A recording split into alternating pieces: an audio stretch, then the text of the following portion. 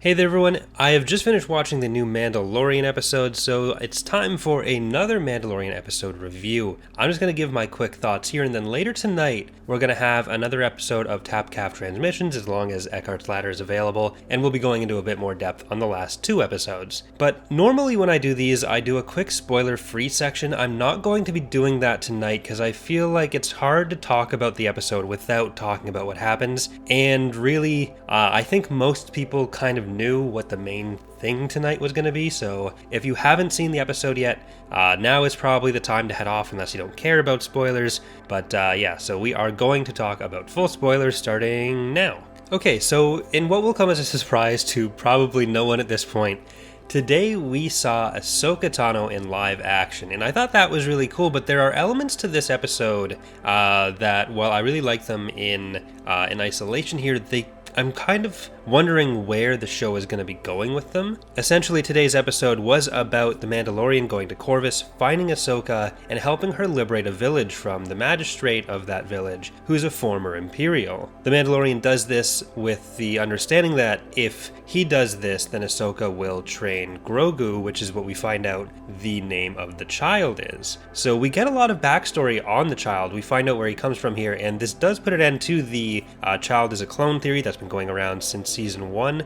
What the connection between the Kamino cloners and Dr. Pershing is, we're yet to find out. But we find out that Grogu was raised at the Jedi Temple before the Clone Wars, so 50 is his biological age as well as his chronological age. He was alive under the old Jedi Order, but having been raised at the Temple, Ahsoka was still seemingly unaware of him, so whether he was kept a secret from the rest of the Jedi by the Council or members of the Council, and then how he was hidden by who is also something that remains to be seen. If he was at the Temple, then really the only Jedi we know of who escaped the Jedi Temple were Obi-Wan and Yoda. Yoda would likely have known that Grogu was there and be responsible for that in some way, but unless he's dealing with that off-screen in Episode 3, it's possible that someone else had already come through and taken care of Grogu, so we'll see what happens there. But Ahsoka is unwilling to train him because she essentially senses the dark side as a possibility for his future, with his attachment to Din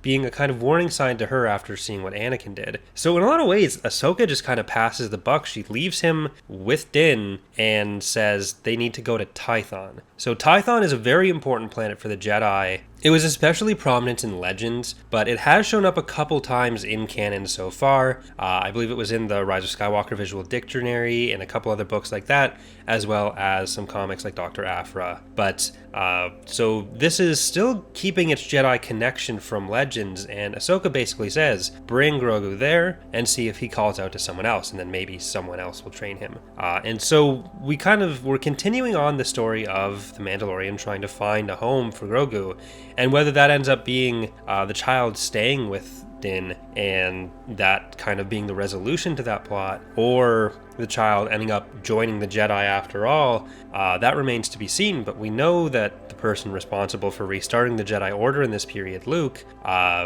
as far as we know, he doesn't have any interaction with the child, or if he does, it would be temporary because the child wasn't explicitly there when Kylo destroyed the temple. There's another thing that happens in this episode that I want to bring up now because I feel like it ties into both the strong and the weak parts of both this episode and David Filoni as a live-action director currently. So Ahsoka, when she is confronting the magistrate, says, "Where is your master? Where is Grand Admiral Thrawn?" I might have the quote a little bit wrong there, but she explicitly asks by name for Grand Admiral Thrawn, who is involved with the magistrate who's running this planet. So we have confirmation now that Grand Admiral Thrawn is alive, or even back in action somewhere, which implies also that Ezra is, because at the end of Rebels, Ezra and Thrawn were together. The result of this is that in this episode we get a lot of big moments, but a lot of them don't feel quite as substantial as you might think or might want. A lot of it is visually very good.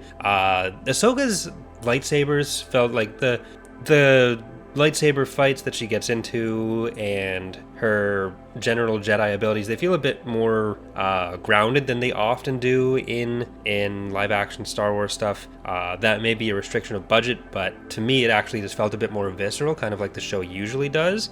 So I kind of enjoyed that, and I think it matches the tone of the show. I've always kind of liked how different pieces of visual media will represent things a little bit differently, how that builds on the atmosphere or tone that they're trying to convey, especially when they're trying to represent the Jedi in this show as being kind of the flip side or the ancient enemies of the Mandalorians, which obviously isn't like a unique thing to it. That's something that's established throughout canon in both Legends and canon, but the fact that that is their kind of focal point for the show right now in a lot of ways. Keep in mind, Dave Filoni is really relatively new to live action direction. Animation is where he comes from.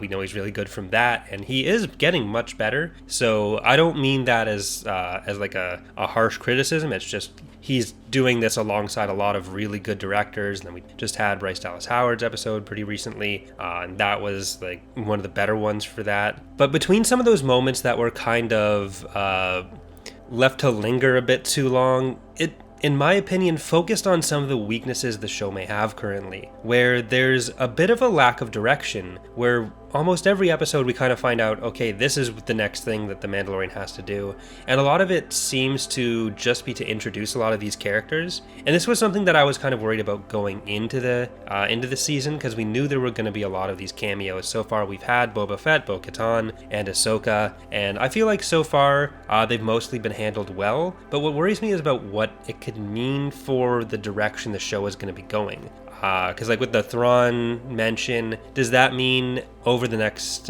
season that the Mandalorian's plot is going to be about trying to go after Thrawn and stopping what Thrawn's plot is?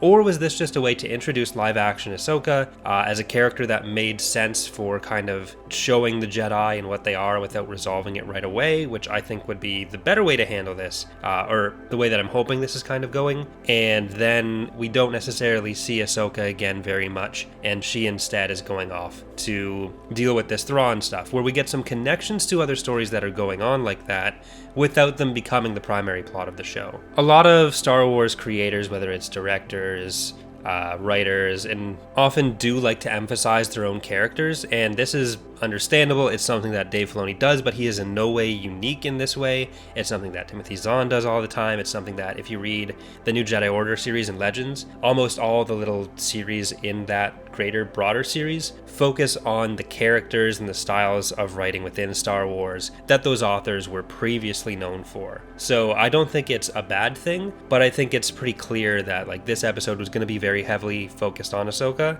and I don't know if that necessarily means the show therefore will, which is what I and a lot of other people were worried about. So I'm not like super concerned about that right now. I do think this is going to be another kind of one-off, and then we'll be kind of going back to trying to find other ways to deal with Grogu, and I think it might be the start of turning towards Grogu staying with the Mandalorian and the Mandalorians and focusing more on his story and maybe Bo-Katan a bit more, because I feel like of all the more galactic relevant things that we could see, the connection between the Mandalorians and Moff Gideon is the bigger one. I don't think we saw anything to imply a connection between Thrawn and Gideon, so where Gideon is kind of the big bad of the Mandalorian, I think Thrawn will be more likely someone that Ahsoka's dealing with in maybe a live-action television show of her own, or a movie or something, and maybe this was just a test for that. All that being said, we do get a lot of development on Din's part, especially in his relationship with Grogu, where we see a lot more of him taking an active disciplinarian role, something that he wasn't quite doing earlier on, and we see a lot more of the connection between the two of them. We also see that despite the fact that his armor is so important to him and that he just met Ahsoka, for the benefit of Grogu, he is willing to take off part of his armor and leave that in the care of Ahsoka for the plan, where she has, I think it's his pauldron or something, that she throws as kind of proof that she's killed him when they're teaming up to take on the Magistrate. That obviously has a lot of practical elements, but it does show a lot of trust in Ahsoka and an emphasis on the fact that doing what's right for the child is what he's focused on. Either way, those are my quick thoughts for the episode so far. Again, later this afternoon, I might be doing an episode of Tapcaf Transmissions with Eckhart's Ladder to talk about this last episode in a bit more detail, depending on his availability. But either way, hope you guys are enjoying The Mandalorian so far. I really am. Hope you're enjoying these recaps as well, even if I get things wrong sometimes. But thanks for watching. Hope to see you next time. Bye, everyone.